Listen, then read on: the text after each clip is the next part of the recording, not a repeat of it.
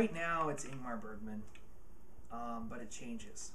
You know what I mean? Because I look to people that I admire to help me learn lessons that I know I'm having trouble learning. And there's two things about Ingmar Bergman that I think I need to embody completely. And I'm getting to the point where I think I'm not necessarily on his level, but where I'm on the right growth curve. And one of them is listening, and one of them is relaxation. Ingmar Bergman, especially in his later years, has an exquisite patience for not just performance, which he's always had a really great sense of, but for conflict. And you watch a movie like Autumn Sonata, and you're seeing some of the most riveting and some of the most intense performances you're ever going to see on film, but it's also a movie that is so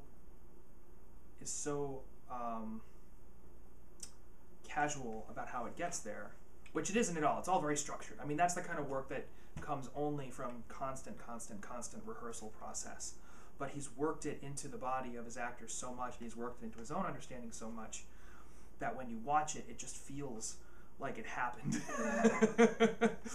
And I want to get there in my own career.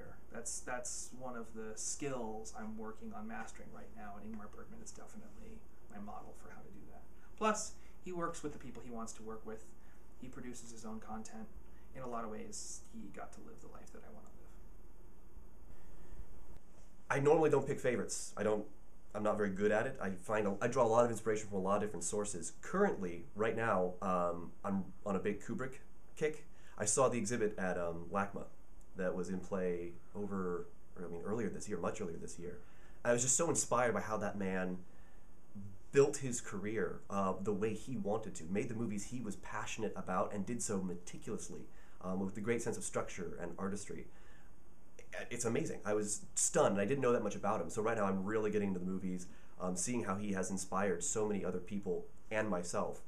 So he's kind of my big thing right now, but there are just way too many others to mention. I love movies.